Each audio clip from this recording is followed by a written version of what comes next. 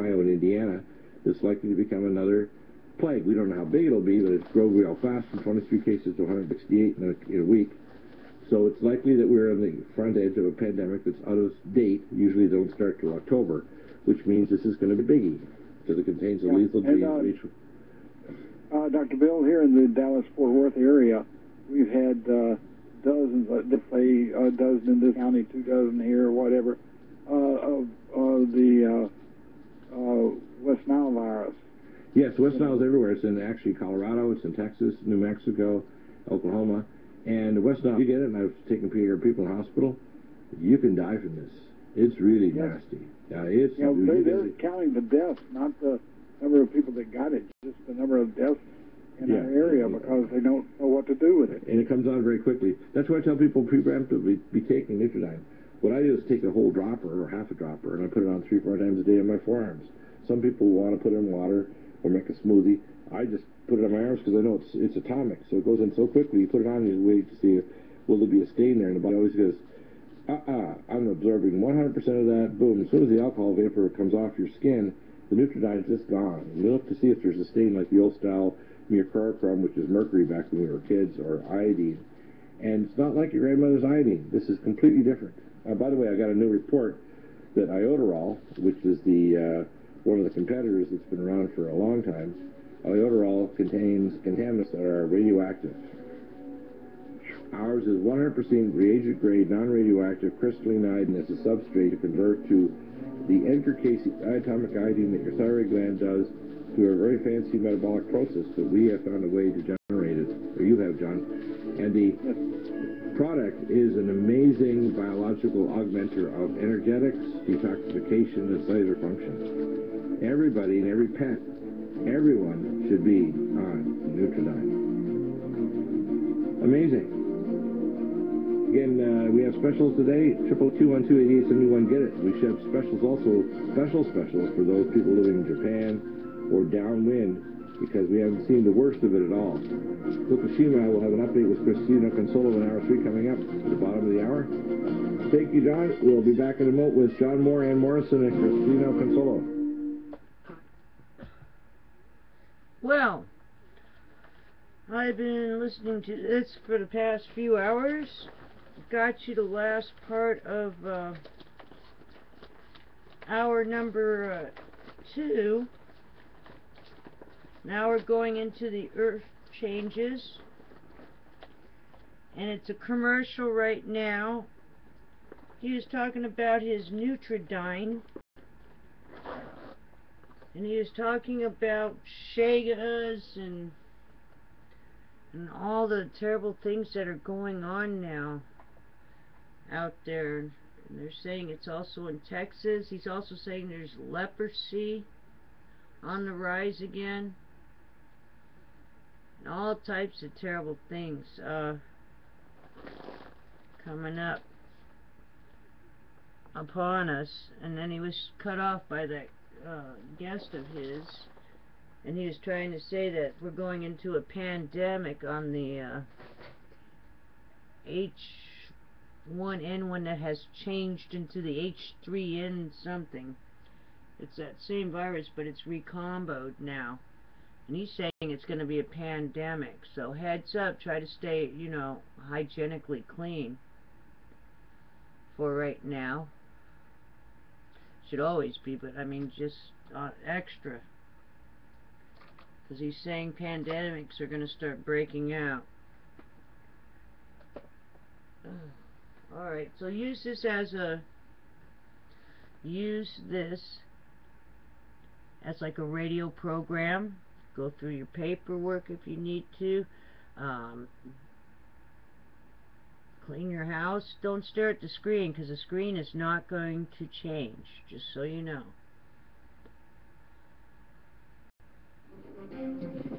And he's back for radio.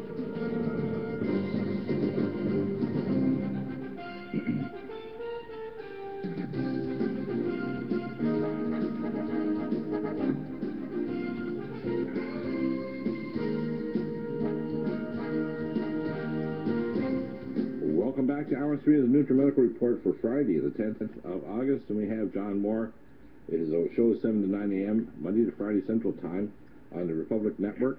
LibertyMan.com is his website. Ann Morrison, our scientist, here to talk about earthquakes, volcanoes, and solar galactic events. Her website is homeland-defense4u.com. On the bottom of the hour, we'll have Christina Consult dropping in, give us an update on what's going on with the Fukushima issues. John, what's the latest? Well, the latest is, Dr. Bill, one source reporting that at 29 Palms, which is a Marine Corps base in California, more than 100 miles from the ocean at 2,500 feet above sea level, they're installing natural gas-fired turbine generators to make electricity to supply the whole base, digging new wells, putting in new wastewater treatment plants, and bringing in a lot more equipment and supplies in preparation for what they're getting ready for, with a November 1st deadline. Now, about an hour after that, I had a second source call me up and say, it's not just 29 Palms, Jim. It's all bases that are, all military bases that are not close in altitude or distance from the Atlantic Ocean, Pacific Ocean, or Gulf Coast. And they all have a deadline of 1 November to get the natural gas turbines up and running, along with whatever other modifications and improvements, infrastructure improvements are doing to make the place completely self-sustained for years if necessary. Yeah. So that's what's latest. To me, that's it just makes it's good hygiene, it's good preparedness. In other words, maybe the government are just getting their act together and realizing that, like we talk of Weir Peppers, they need to be prepared for the fact here we're going to have a heat wave in the next 3 days in California. We said repeatedly there's multiple reasons why the grid's not going to survive. We slowed. We saw it in India just a week ago. CMEs can happen. Terrorist attacks, we know that they're doing testing for the last 5 years off of India, in the Persian Gulf, the Iranians shooting missiles straight up in the air. When they put a missile 50,000 feet straight up in the air, you're not doing targeting. There's no targeting. These missiles are designed to carry an EMP weapon. A very small yield EMP weapon 200 miles off the Atlantic or Pacific coast will take a radial 1,500 miles any direction, electronic wipeout, clean slate, right. no The power. higher the altitude, the broader the reach of the EMP effect. Right. They're also very concerned about a solar flare or a Carrington type event the next 6 months. And for those That's who very don't know likely. it, Yeah, right, a Carrington event would be a repeat of what happened in 1859, just before the Civil War, when we got hit by a solar flare. Now, we didn't have a power grid, of course, at that point in time, but we did have a nationwide telegraph service, and those wires had as antennas to direct the energy into the telegraph offices, which started fires. A similar event now would knock out our nationwide power grid and literally bring this country to its knees instantly. Well, what I've done personally, and I've searched out different options. Number one, I put a 20 kilowatt generator, increased to 2 tanks, so I have 2 500-gallon tanks for propane. Secondly, I've researched and found a company in Colorado that can supply lithium pyrophosphate batteries, which are the best long-acting batteries. They're light, powerful, non-explosive, don't contain lead. Lithium pyrophosphate power controllers that can be hooked up to solar panels that I do not want hooked up to the grid. They recently ruled here in California that the utilities have to pay a fair price. But if you have solar panels linked to utility, when the utility goes down, you don't have power. Right. And I can tell you right now, even over this weekend, the likelihood that we're going to have a power outage. We had 2 power outages, by the way, in the last 3 weeks. Some of them lasted just 3 or 4 hours, but they did last. Our power went out for 2 seconds. It immediately, with a transfer switch, immediately switched on. We were right up to full power. Once I have my lithium pyrophosphate batteries, I can hook up a small number or a large number of solar panels. I can charge up those batteries. I can put a small wind generator. The power controller will basically determine the load and decide whether or not, you don't need to turn on your propane generator, so maybe you only have it on when you have high load. And it just pulls either from the batteries at night or from the solar panels during the day or the wind when it's windy. So basically, that's the ideal system. You have to get planning to get off the grid. They're also planning to put Agenda 21 smart meters on everything from gas, electric, and water. And they're pushing them everywhere. We had them here in the recent fair here in Vista, California. And I asked the lady who was talking about these how great they are. So do you realize that these are not only toxic, but they also increase the risk of fire because they put electricity down the power lines to actually determine what the power usage is. So if they're on a gas line, when you come to San Bruno fire was probably triggered off by smart meters that are actually on the system off the line. That's put amazing. power into it. Yeah, not good. So I agree. I think that when people were kind of jumping to conclusions, and there were people out there that were asking me to come on when I said, look, I don't have corroboration of an incoming object at this specific date, but I do know it's coming in. I mean, even we have the reports in the public media of the senior astronomers in Brazil. I have my contacts in South America. You've been looking at it. You talked to McKinney. We know that there's an object that Ann's going to talk about in a moment that we've talked about before. It's 197 feet across. It's calculated to come in on February 15th, my birthday, 2013, at 5,000 miles above the surface of the Earth with a wide margin of error, 2,000-mile margin of error. Probably has a debris field around it with many other asteroids, anywhere from the size of a Winnebago to the size of a refrigerator that'll be coming in. This could be very significant, and it strikes an area. And if you actually did some calculations, and I want you to tell us what you found, Ann, when you did your calculations about this. This is only one of many things. I'd say CME in 2013, a virtual guarantee. Somewhere the power is going to go out. It won't just be confidence like in India where it's pumping because of drought. It'll be a CME knocks out the power, say, in Europe or across the Midwest United States. And you lose equipment if you're not back up in 2 or 3 days. You may be up in 3 or 6 months. Right? Well, that's right. The Earth is so much bigger than this asteroid, and this asteroid is so close that the distance that they're estimating in the mathematical models is 5,000 miles, plus or minus 2,000 miles. The condition is 4, which means it's a wide margin of error. And because of its size, they're comparing it on a Trino scale to a Trino scale 4, which is the same as the Tunguska event, which flattened an area the size of the country of Luxembourg and Siberia in 1908. So this is one to watch, and as it gets closer to us, as we get closer to February 15th, they will be updating the trajectory, and so we need to be alert that about where it's going to strike. Right now, I am predicting that it's going to strike someplace off the west coast of North America. Yeah, in fact, I told you about the 2 visions I had last week, and one was standing vision for 20 minutes in downtown Tehran, and I could describe it. If somebody knew downtown Tehran, they could maybe know where I was talking about, because it's between a university and a military base right beside it, and there were high-rises near it, like apartment buildings or university buildings, and fuel air bombs were killing people. And the other vision was I saw a very narrow angle object coming into the North Pacific, northwest of the Hawaiian Islands, and it struck off there. And I don't know when it is, whether it's this one or some future date, but it was very vivid. It was like, whoa, it was like... Yeah, this is not an extinction level event. No, but it could create a pretty large tsunami. It could create a tsunami, and it could also create a lot of rain, because it'll push a lot of water vapor into the air. And that water vapor would be west of us, of the United States, and therefore the jet stream would carry it over the United States, and we might end up with flooding. Yeah, we might end up with torrential flooding. Here in California, and anybody who lives in California knows about flash floods. We had a flash flood warning just 2 days ago because we had some clouds that looked up in the sky and looked like, ooh, something bad's going to happen. So there's a warning here in Southern California. A flash flood is so much rain that falls out of the sky that literally the sides of these muddy hills that haven't had rain for months just decide to come right down on you and sweep away your home. It's crazy, but it happens. Back in a moment. Great to clarify that, but it means that things are happening, the government's getting ready for something, and we just know that we need to keep our eyes open and ask better questions. Back in a moment. Well, I don't know now, because maybe they're moving up that August 17th date. I don't know what to think. You know, just if they're just keep pushing things forward so that the odds are sooner or later something will happen. In a way, I'm not sure. I might still go with the first date, because usually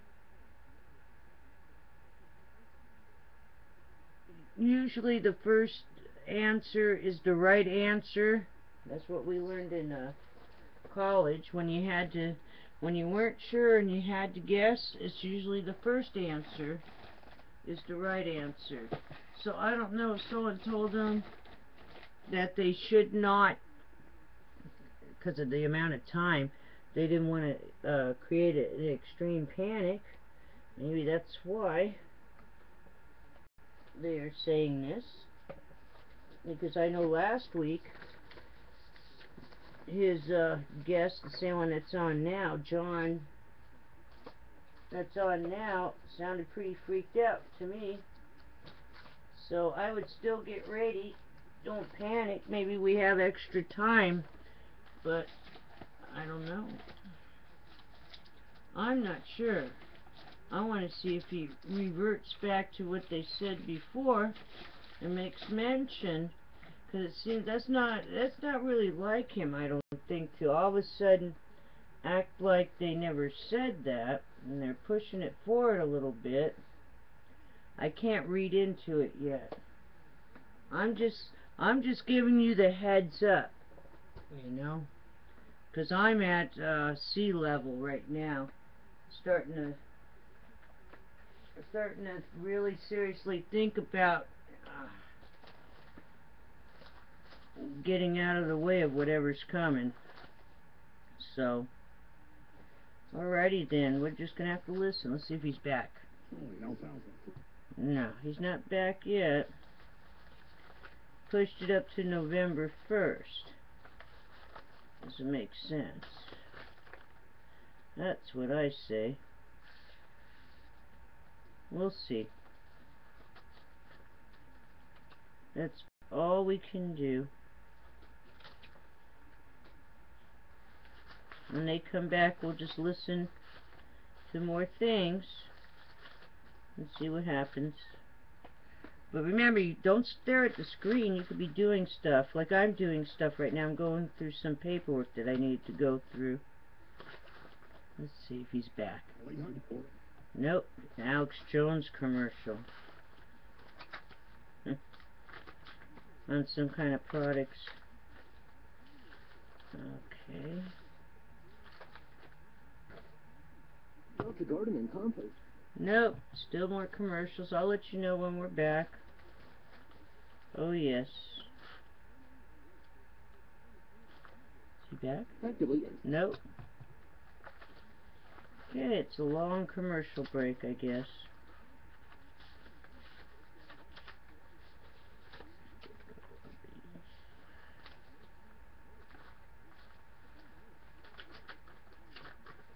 See if he's back. And click on the... Nope. Oh wait, that's all we can do.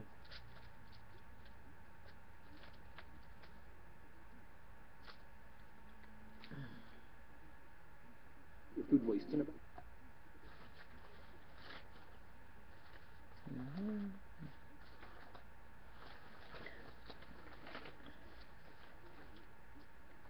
Radio, GC. Oh, he's back.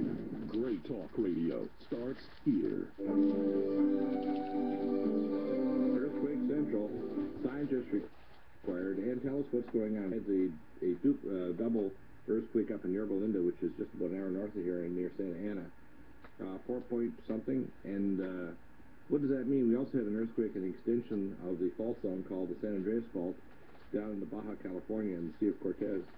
The last time we had about 280 miles away, we had a pretty big shaking here in Vista. And by the way, we're about 60-some miles from the near fault line zone up in near Palm Springs, etc., where it goes through the high desert. The fault lines, there aren't any near right here because we're sitting literally on a Grant Mountain at 1,000 feet, and behind us is for 1,700 feet, and just about 5 miles east of us is Palomar Mountain up to 6,100 feet. So it's different, but the fault lines are further east of that. In other words, it's geologically different material. But we're due for something, aren't we? Last April 11th, we had a doublet off the coast of northern Sumatra, and one of them was an 8.6 and then an 8.2. Those were within 2 hours of each other. And then, next day, we had a 7.0 at the top of the Gulf of California, and that's the one that you felt in San Diego. Then, what is it, yesterday or the day before, they had a doublet 4.5 in Yorba Linda. Now, Yorba Linda is not on the San Andreas Fault. It's on its own little fault line. But the lady from Caltech said that it raised the expectation of a large earthquake on the San Andreas to a factor of 1 in 1,000, which is a lot bigger probability than they've given before. That's interesting because there's no specific, equinoxes or syzygy, perigee, close periods where the moon is closer or a lot of the planets. I wonder why it's all of a sudden getting more active. But yeah, well, we went after the 7.0 that occurred on the 12th April this year.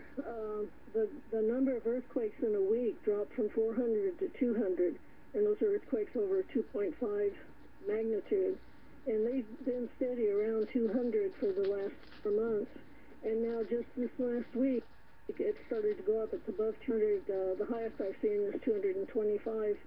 Now, whether that is because we're coming closer to the sun, or we're coming closer to the equinox, which will be July 21st or 2nd, or if it's Nibiru coming close to the solar system, I can't tell you. But it certainly looks like August 17th, there could be a big earthquake. And I would say the San Andreas Fault is a target. Well, the amount of recoil stored in the San Andreas is over 12 feet. If it moves 6 inches, it will create a over 9-level earthquake, which will be enough to destroy 60 to 80% of Los Angeles and surrounding area. So, if anybody's around during these major earthquakes and you see the overpasses swaying and falling over, they see the ground open up, they see the roadways become like, how do I say it, like one of those lacrosse things where BMX bike, where you have the up and down hoops in the road. That's what happened to the road. It was like waves literally appeared in the highway and the freeways. Yeah, and I do want to tell people to expect that if it's above an 8, to expect it the shake to last for up to 5 minutes, and that's been confirmed by the FEMA folk here. Right. Now, one of the things that people should be aware of is they should have, as it was part of this 10+10, they should have tents and other things because they may not be able to go back into their home if it's bad enough. Even if you're a long distance, 200 or 300 miles, and you're not the center of the damage, there might have been structural damage to your home, so it could fall later or could have subsidence occur because of the ground, right? Yes, and they also say don't go over any overpasses until they've been cleared by the Department of Transportation. Right, yeah, exactly. What they're talking about. I would say if I was going to put my guesses on the emerging things that are concrete, number one, we know 2013 is going to be major CMEs. We know number 2, earthquakes are increasing. We know number 3, the H3N2V, it went from 23 cases to 168 in a week, which means although they're in Ohio and Indiana, all of a sudden we're getting the emergence of a new H3N2 with the H1N1 plague genes in it. So we got a new viral plague. We have the danger of outbreak of war in the Middle East, the meltdown economy in Europe, and the famine, which is caused by the major climate shifts causing a failure of our corn and other crops. So they didn't just fail here. They failed in Paraguay and Argentina. They failed they're failing in India, where the drought caused them to pump all that water. What's your analysis of the timeline and what's happening here? Because it looks to me like we're going to face famine, power failures, economic disaster, and a war in the Middle East here real soon. Yeah, I think the next, I would say the next 6 weeks and maybe the next 6 months are going to be a crazy time, and people just need to be prepared. And if an earthquake strikes and it lasts for 5 minutes, don't think it's the end of the world. Go outside and be in a safe place. Try to stay away from any kind of unreinforced masonry. I know of a student that was killed at Cal State Pomona when an overhang fell on her during the fourth earthquake. So you look around and make sure you're not under an overhang or that you aren't by any power poles. Yeah, Cal State Pomona is not very far from here. And as far as the H3N2, it's a variation. Now, they put the H3N2 attenuated into the vaccine that they gave out last year. And apparently, people have become the mixing vessel. It used to be swine were the mixing vessel. Well, apparently some children have developed this H3N2 variation. It looks like it's a little more transmissible. In other words, the laboratories, little children were injected with the vaccine, and the vaccine we're given was probably the live ones that were given by nasal spray. Right. They probably were not injection. They probably were given the nasal spray because that had the live attenuated virus in it. That's what we call plausible deniability. What do you think, John? Well, I agree. I mean, we've seen West Nile virus and some of these others are clearly biological weapons that they're introducing into the environment. It's causing great harm to people, and they know how to do this and make it look like it's a natural event. And most people think it's a natural event. Well, natural events are really bad. I mean, I talk to natives that tell me every 300 to 500 years is a major tsunami on the subduction cascade zone off of Oregon and Northern California up to southern British Columbia. It's about 800 miles long, I think, that subduction fault zone. And then we've got, on the East Coast, we've got every 300 to 500 years, there's been a major tsunami struck from literally volcanic islands that break off in the Azores off the west coast of Africa. These are events that you think might happen every 500,000 years or 10,000 years. No, every 300 to 500 years. That's, as they say, that's doable. And then, of course, the sun, we had the Carrington event of 1859. The probability, we had the Quebec hydro event was literally 1989, and that was 1/3 the power of the Carrington event. We have the one in 2003, that I think was 1/5. It wasn't geocentric or aimed directly at us. If we had, as Michio Kaku says, a direct solar storm that hit us in North America of the Carrington level, our infrastructure, our power grid, our equipment, our computers, everything would be fried to a little crispy critter. We wouldn't be able to pump gas, get groceries, move trucks, traffic lights wouldn't work. It would be social chaos. For years.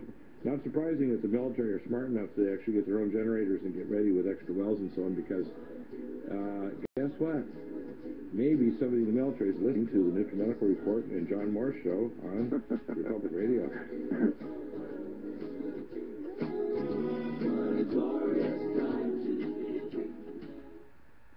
Well, I'm not sure if that's the end of the show or not. We'll keep checking.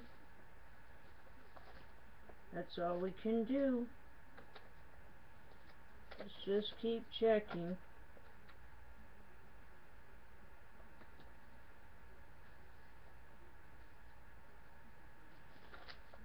Alrighty, then as soon as we come back, I don't know, now they're saying it's an earthquake on the 17th. I have no idea.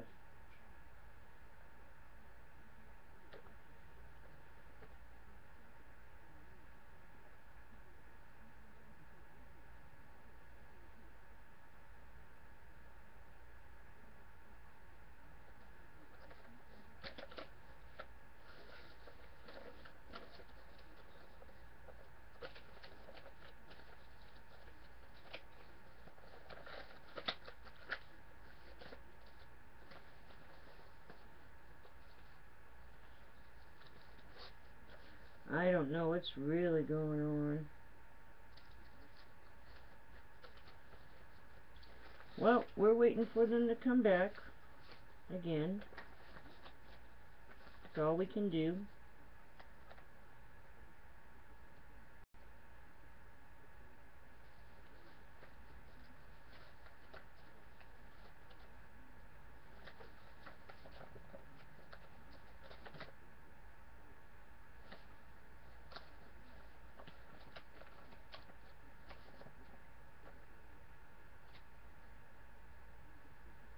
Let's see if he's back. Nope. Not back yet. We're still listening. That's all we can do.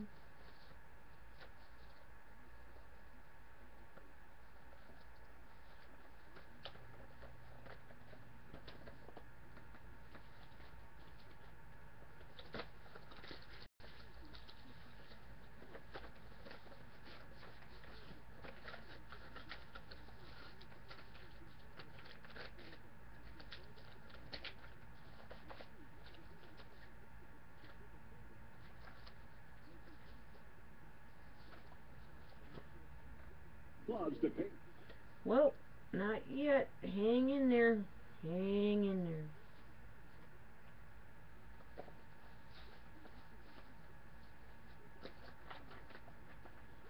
Well,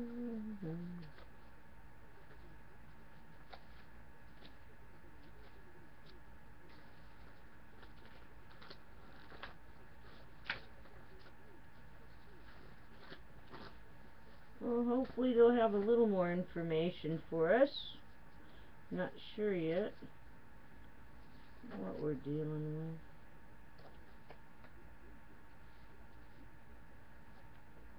No, this is the time.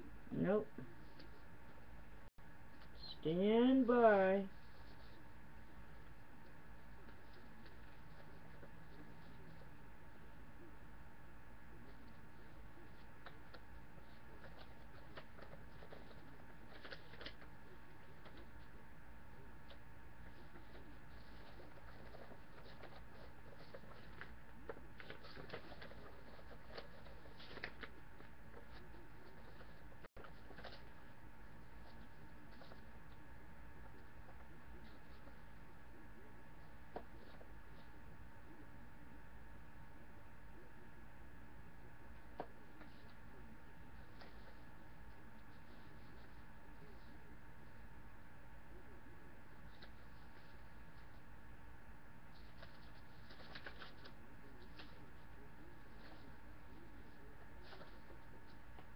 We are the GCN Radio Network. Here we are.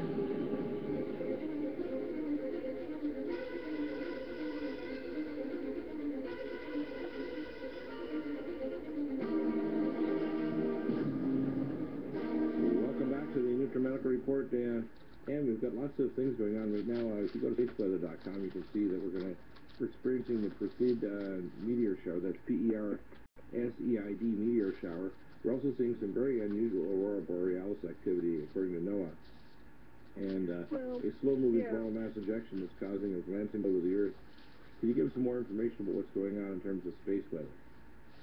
Yes, after the April 12th event, there was a flare and then the CME, and that CME came in very fast. It had a lot of kinetic energy with it, and we didn't get a full reporting ahead of time. But they did an after-event report that was published on spaceweather.com or NASA someplace.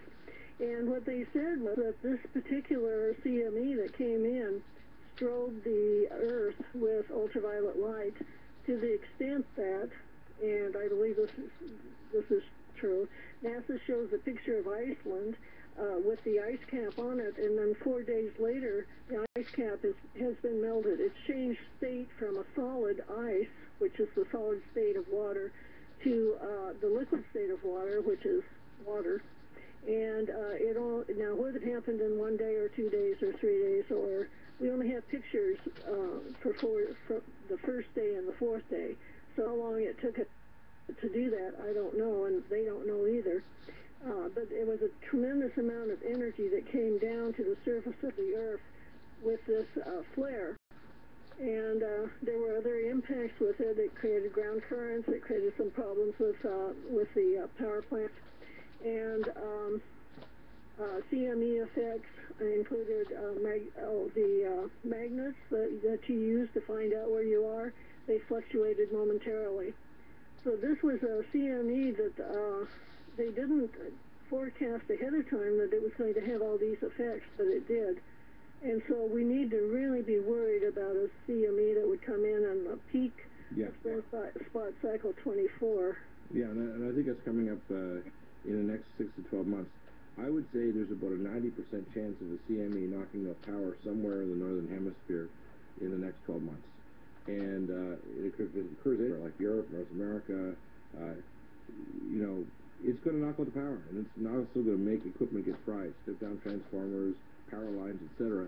And it'll be months and or years before those things are replaced if they have an in-time production and distribution for those components.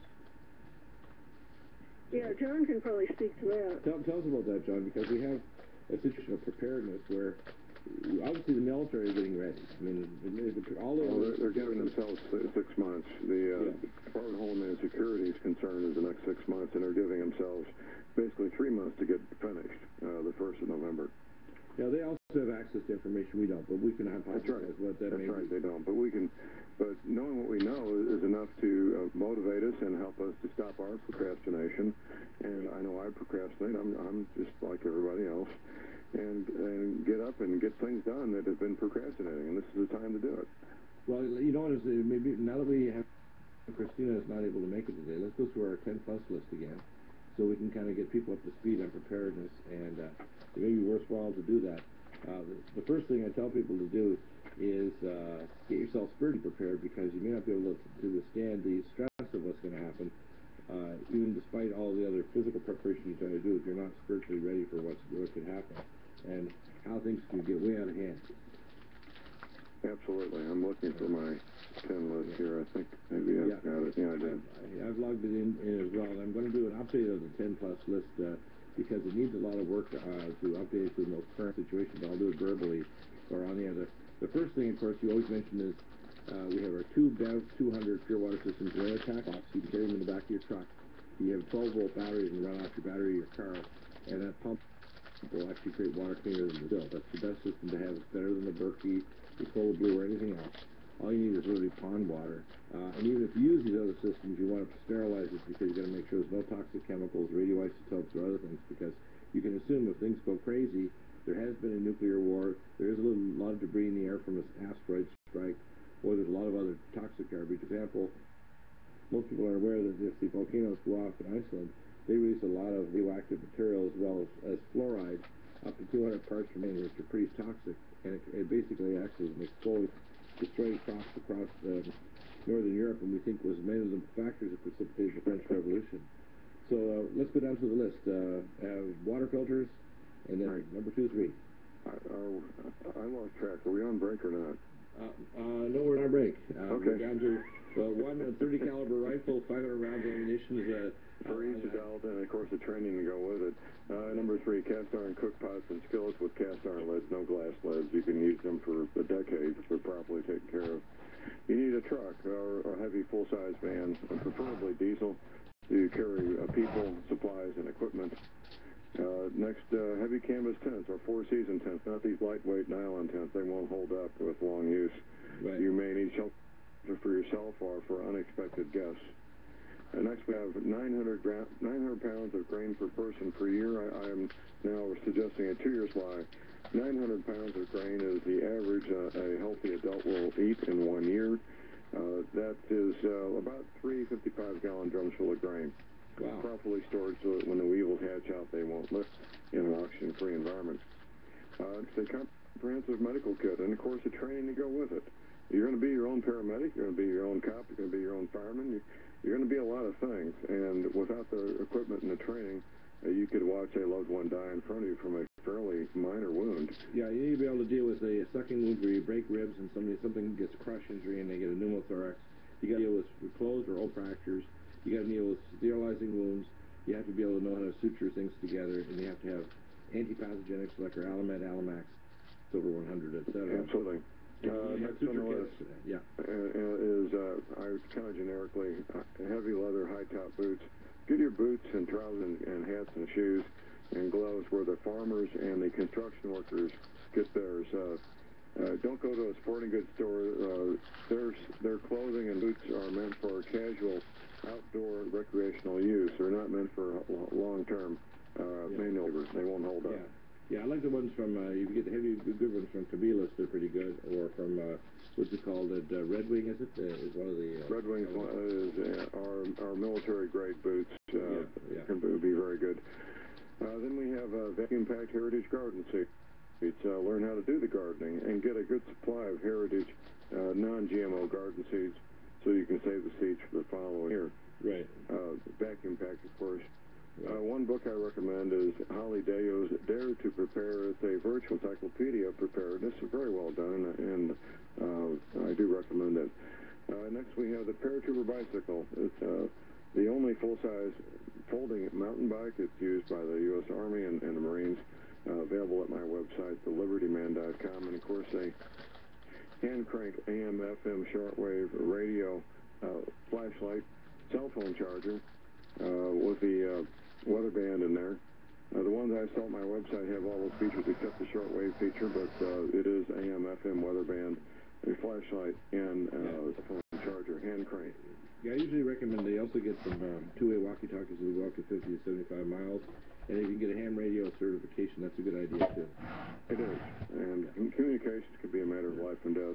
Yeah. And then on this top 13 was a radiation gamma ray spectrometer. I believe you have something that will work there, don't you, Dr. Yeah, we have Bill? those, We have those available through our Less EMF. We have some links there. The ones we recommend are the Inspector EXP and the Inspector Plus. The Inspector EXP has an extra arm that you can kind of swing around to touch or bring it near things. I recommend a greenhouse. You should, the one that I like is the systems trading one. You get at Home Depot or Amazon online. Put it together, or you can get hoops. We call a hoop net thing to have over your open garden. You got to keep the radioactive rain out if it ever gets bad. For power, I've got a Generac generator. I checked all the different things out. You don't want to be connected to the grid with solar. If you get solar, it's an add-on after you have a power controller with solar panels. Wind generator is an add-on as well. You want to have a roof water collection and filtration system, and if you can, also put in a well, very important. Group defenses in your own personal area. Castle Defense System with Greg Evenson is a great one to get. You can Google the name, Castle Defense Training. That's available on DVD. We'll be back in a moment. Nope, commercial time again. Not sure if he'll be back for the rest of the show. We'll find out. My goodness.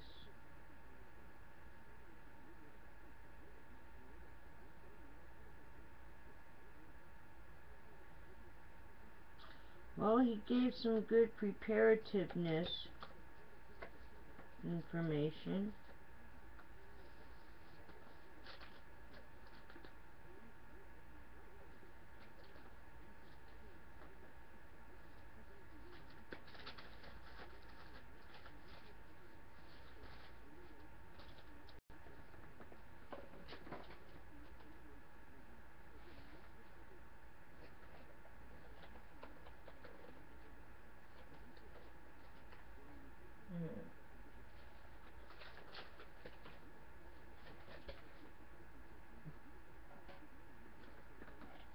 I have a feeling when he comes back it's just going to be the beginning of his other show, but we'll find out. They didn't really sign off,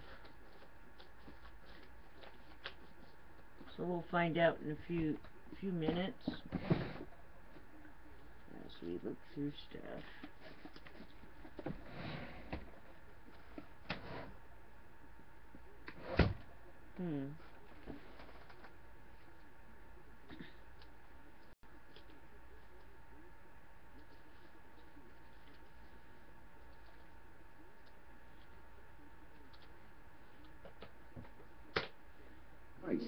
Nope, he's not back yet.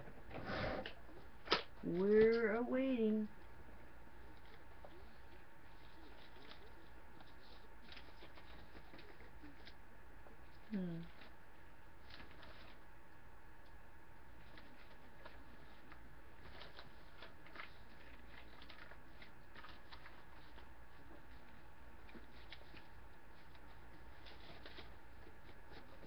All we can do.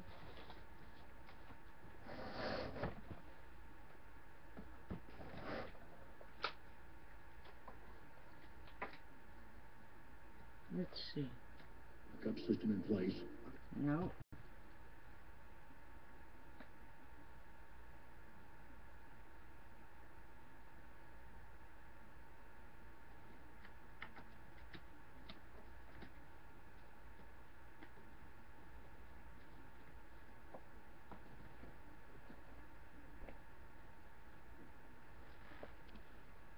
That beat? Nope. Alex Jones commercial.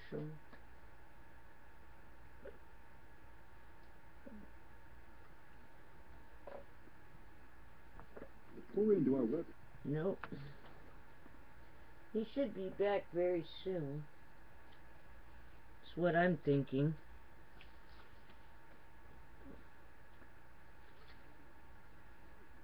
Everything in. Nope.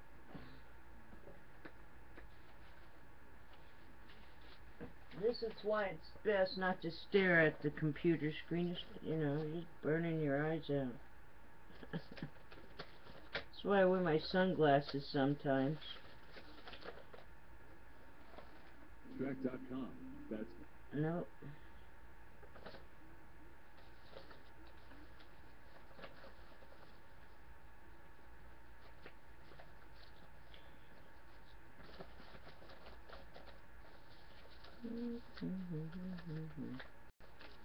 Hopefully you got some stuff done and you didn't just sit there. Got some exercise or something. more important. Search no more. We are the GCN Radio Network. Welcome back, and of that list we also mentioned the idea of a solar oven. That list, I'm going to do an update this weekend actually of the list on under wellness conditions. I want to go over some of those foods, two items. First thing is water, stackable water jugs, usually 5 gallons ideal. You want to have at least 3 weeks of water. That means that's a lot of water.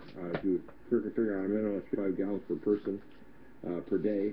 Pasta and ramen noodles, rice, canned soups, meats, veggies, fruit, popcorn, salt. You mentioned that before the break, John. On the break.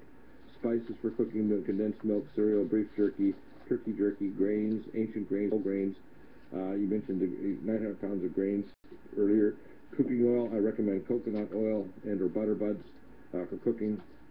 Don't use vegetable oil for cooking, buddy. It creates trans fats and it goes rancid. Canned nut, a very healthy combination. Dehydrated foods, we have Prepare-Wise has the best packaging because it's Mylar, nitrogen flushed and oxygen absorbers in there.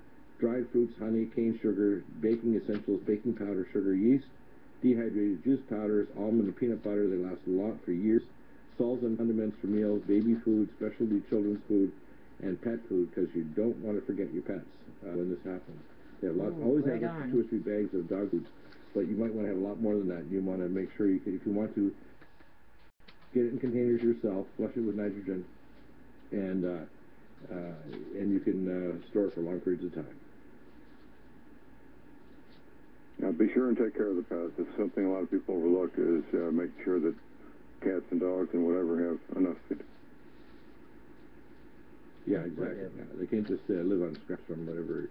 No. There may not be much scraps, especially if you're having dehydrated other food and you have small portions, just enough to keep you alive. The amount of food you're going to have to keep you alive may be much less than you're used to eating, because in general, our population overeats compared to our ancestors. Oh, yeah. Or many in third world countries, I mean, an entire family in probably eastern China could live on what we eat a day. So, let's talk about the timeline for a minute, John. What do you see as a timeline, without people kind of jumping to conclusions, what do you see as a timeline for this next, say, year?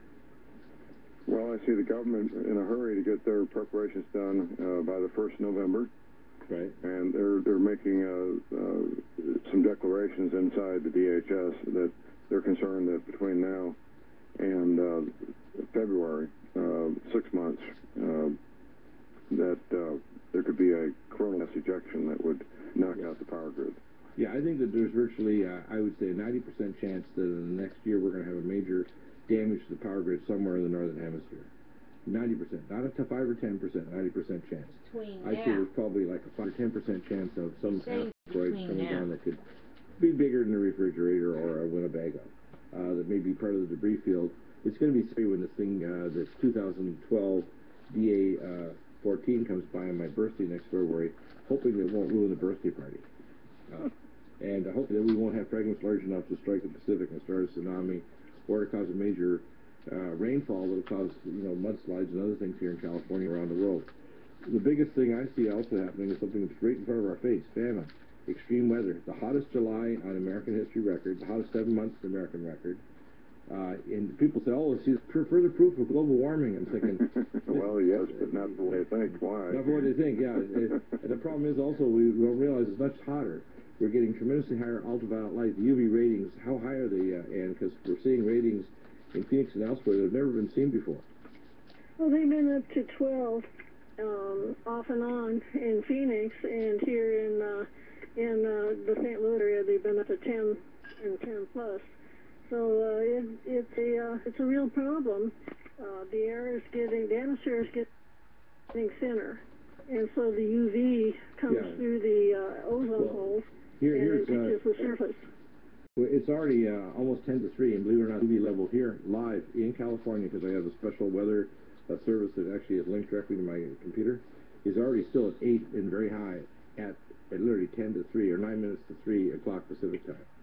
By the way, I advertise some wristbands that will turn color when you've got too much UV on your body. And where can you get those? Where can you get some?